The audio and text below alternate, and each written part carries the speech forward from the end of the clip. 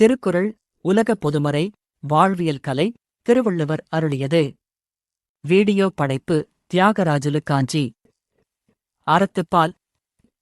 அதிகாரம் 8 அன்புடைமை. அதிகாரம் 8 அன்புடைமை. த பொசெஷன் of love. Thirukkural 71 இருந்து 80 வரை. திருக்குறள் 71. அன்பிற்கும் உண்டோ அடைக்குந்தாழ் ஆர்வலர் புன்கணீர் பூசல் தரும். முன்னுரை.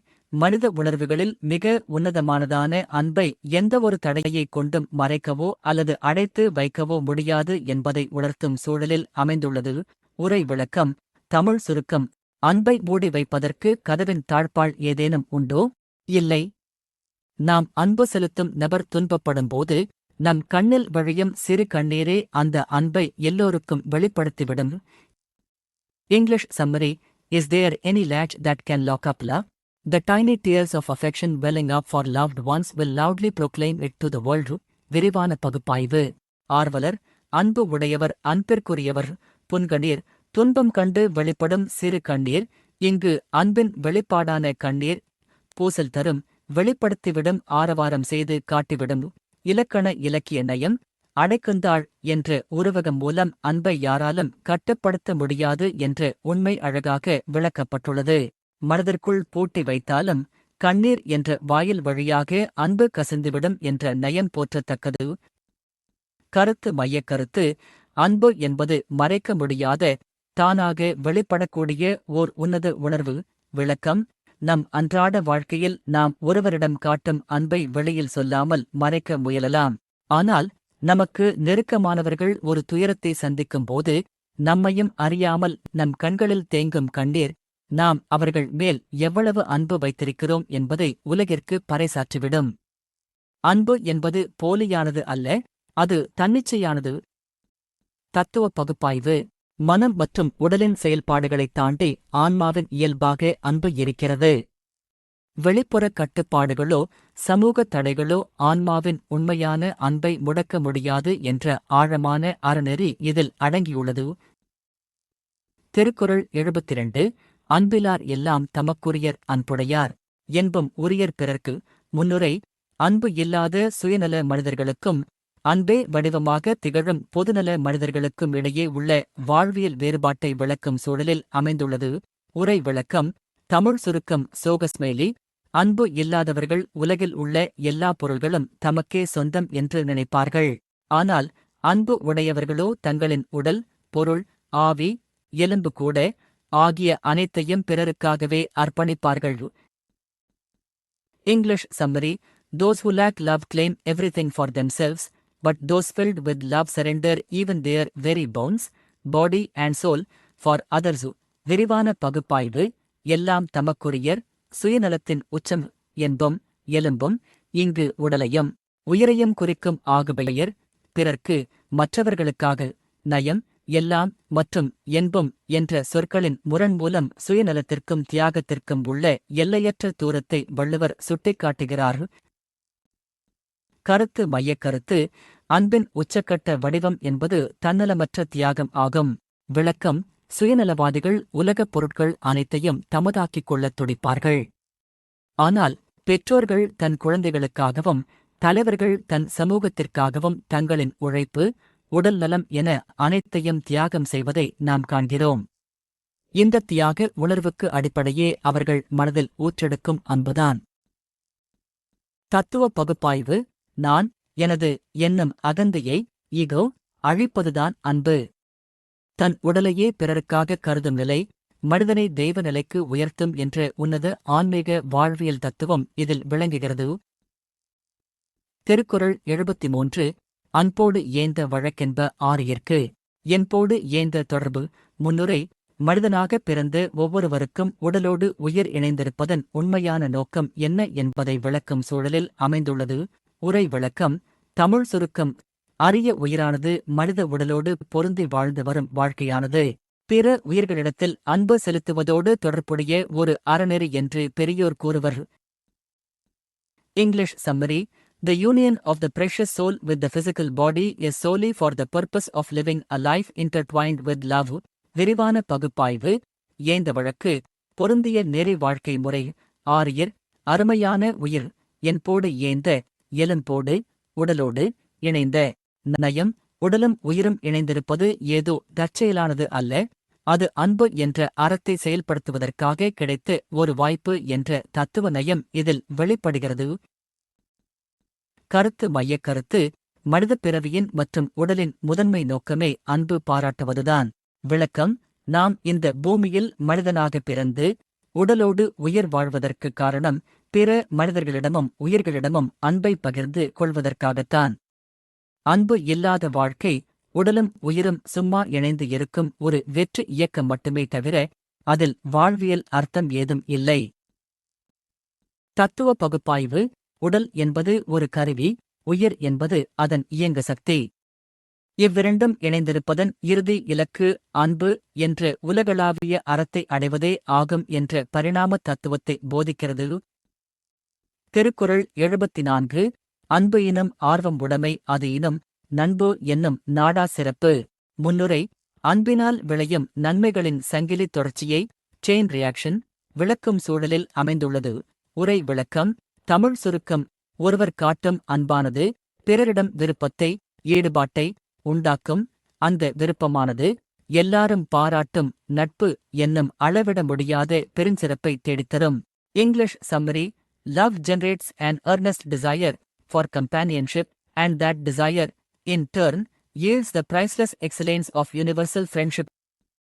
விரிவான பகுப்பாய்வு: ஈனம் தரும் பெற்றெடுக்கும் ஆர்வம் ஈடுபாடு விருப்பம் நண்பு நட்பு நாடா சிறப்பு தேடிப் போக வேண்டாத தானாக கிடைக்கும் பெருஞ்சிறப்பு நயம் அன்பு ஆர்வம் நட்பு என ஒன்றிலிருந்து ஒன்று பிறக்கும் காரணகாரிய தொடர்பை காஸ் அண்ட் எஃபெக்ட் வள்ளுவர் இங்கு அழகாக அடுக்கியுள்ளார். கருத்து மையக்கருத்து: அன்பே உலகளாவிய நட்பிற்கும் சமூக நல்லிணக்கத்திற்கும் அஸ்திவாரம்.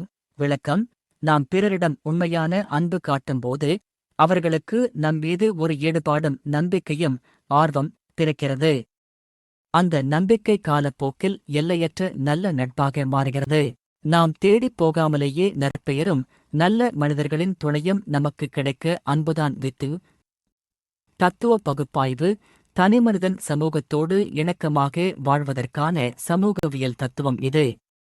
உலக சமாதானத்திற்கும் மனித நேயத்திற்கும் மூலப்பொருள் அன்பு மட்டுமே என்பதை இது உணர்த்துகிறது. திருக்குறள் 75. அன்புற்று அமர்ந்த வழக்கென்ப வையகத்து இன்புற்றார் ஏதும் சிறப்பு.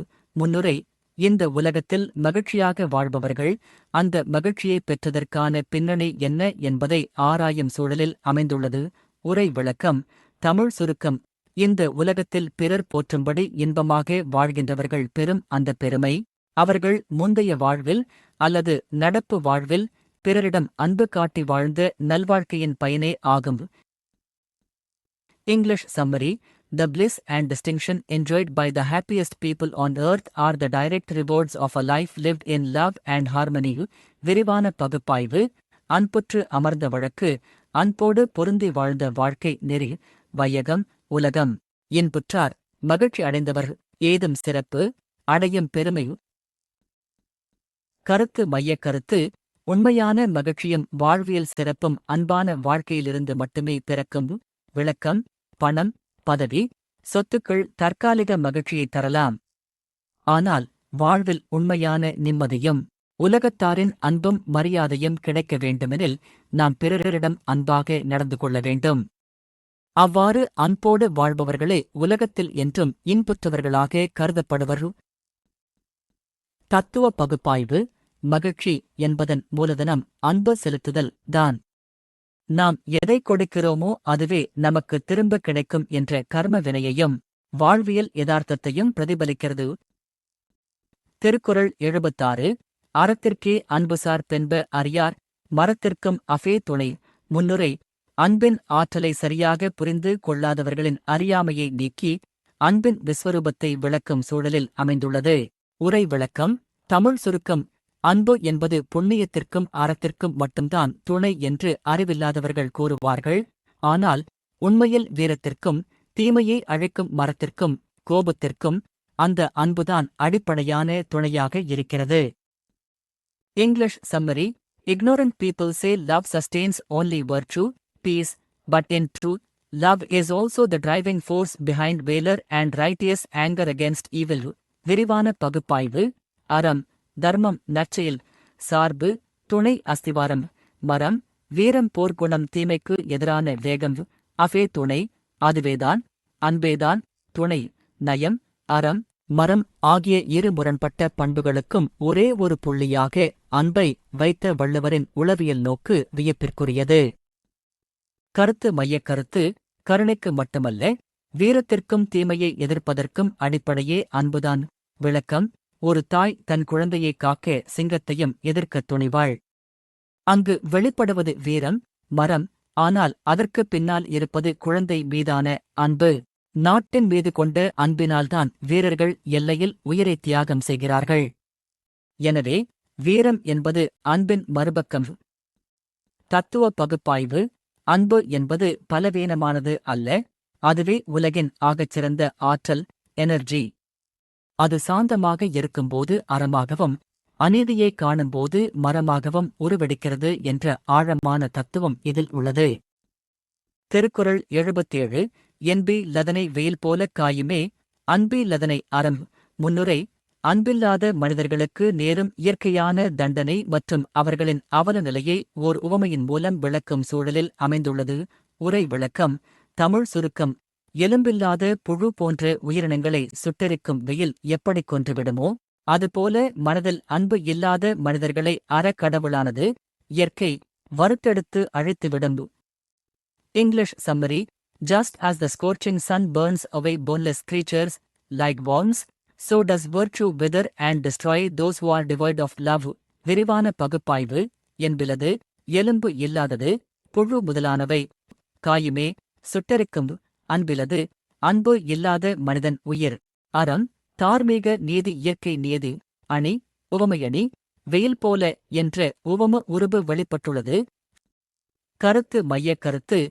அன்பில்லாதவர்கள் சமூகத்தாலும் இயற்கையாலும் தானாகவே தண்டிக்கப்பட்டு அழிவர். விளக்கம். எலும்பு உள்ள உயிரினங்கள் வெயிலைத் தாங்கும். புழு போன்ற என்பில்லா உயிர்கள் வெயிலில் காய்ந்து சுருண்டு மடியும். அதுபோல மனதில் அன்பு என்ற பலமான உணர்வு, எலும்பு போன்றது. இல்லாத மனிதர்கள் வாழ்க்கையின் சோதனைகளிலோ அல்லது சமூகத்தின் புறக்கணிப்பிலோ சிக்கி அறத்தின் நியதியால் அழிய நேரிடும். தத்துவ பகுப்பாய்வு. உடலுக்கு எலும்பு எவ்வளவு முக்கியமோ, ஆன்மாவிற்கு அன்பு அவ்வளவு முக்கியம். இயற்கையின் விதிப்படி தகுதி இல்லாதவை, அன்பில்லாதவை அழைக்கப்படும். Survival of the fittest. இங்கு ஃபிட்டஸ்ட் என்பது அன்புடைமை என்ற இயற்கை தத்துவம் இதில் அடங்கியுள்ளது. திருக்குறள் 78. அன்பகத்தில்லா உயிர் வாழ்க்கை வன்பார்க்கண், வற்றல் மறந்தலில் தற்று. முன்னுரை. அன்பில்லாத ஒருவனின் குடும்ப வாழ்க்கையோ அல்லது உலக வாழ்க்கையோ எவ்வித பயனும் தராது என்பதை புரிய வைக்கும் சூழலில் அமைந்துள்ளது. உரை விளக்கம். தமிழ் சுருக்கம். மனதில் அன்பு இல்லாத ஒருவனுடைய குடும்ப வாழ்க்கை என்பது வறண்ட பாலைவனத்தில் பட்ட மரம், காய்ந்து போன மரம், மீண்டும் தளிர்ப்பது போன்றது. அதாவது அது ஒருபோதும் தளிர்க்காது, பயனளிக்காது. English summary. The domestic life of a person devoid of inner love is as impossible to flourish as a withered tree trying to sprout in a barren desert. விரிவான பகுப்பாய்வு. அன்பகத்தில்லா, அன்பு அகத்து இல்லா, மனதின் உள்ளே அன்பு இல்லாத, வன்பார்க்கண், வன்பால் கண், வறண்ட பாலை நிலத்தில், வற்றல் மரம், காய்ந்து போன மொட்டை மரம், தளிர்த்தற்று, தளிர்த்தது அற்று, தளிர்த்ததைப் போன்றது. அணி, இல் பொருள் உவமையணி. பாலைவனத்து பட்டமரம் தளிர்ப்பது என்பது நடக்காத ஒன்று. அதை உவமையாகக் கூறியதால். கருத்து மையக் கருத்து. அன்பில்லாத மனம் கொண்டவர்களின் வாழ்க்கை வறண்டது, அதில் எந்த நன்மையும் விளையாது. விளக்கம். பாலைவனத்தில் தண்ணீரும் இல்லை, அங்குள்ள பட்டுப்போன மரத்தில் துளிரும் வராது. அதுபோல அன்பு இல்லாதவன் எவ்வளவு பெரிய பணக்காரனாக, வசதியானவனாக வாழ்ந்தாலும் அவனது வாழ்க்கை வறண்ட பாலைவனம் போலத்தான்.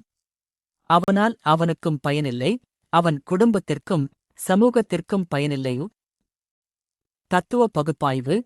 அன்பே வாழ்வியல் ஜீவநதி. நீர். நீர் இல்லாத நிலம் எப்படி பாழாகிறதோ, அன்பு இல்லாத மனித மனமும் அவனது வாழ்வும் ஆன்மீக ரீதியாகவும் சமூக ரீதியாகவும் மலட்டுத்தன்மை அடைந்துவிடும் என்ற தத்துவம் உணர்த்தப்படுகிறது. திருக்குறள் 79. புறத்துறுப்பெல்லாம் எவன் செய்யும் யாக்கை அகத்துறுப்பு அன்பி லவர்க்கு. முன்னுரை. வெளிப்புற அழகும் உடல் உறுப்புகளும் மட்டுமே ஒருவனை முழு மனிதனாக்கிவிடாது என்பதை உணர்த்தும் சூழலில் அமைந்துள்ளது. உரை விளக்கம். தமிழ் சுருக்கம்.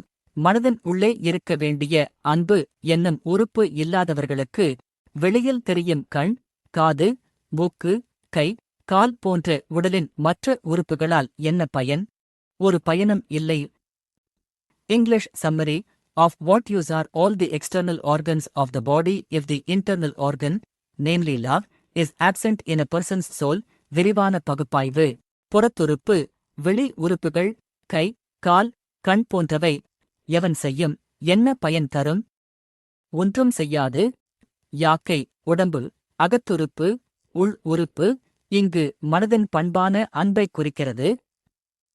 கருத்து மையக் கருத்து. மனித உடலின் மிக முக்கிய உறுப்பு அன்பு தான். அது இல்லையேல் மற்றவை வீண். விளக்கம். ஒருவர் நல்ல உடலமைப்போடு அழகான ஆடைகளுடன் வலம் வரலாம். ஆனால் அவரிடம் இரக்கமும் அன்பும் இல்லை என்றால் அந்த புற உறுப்புகளால் யாருக்கு என்ன லாபம்?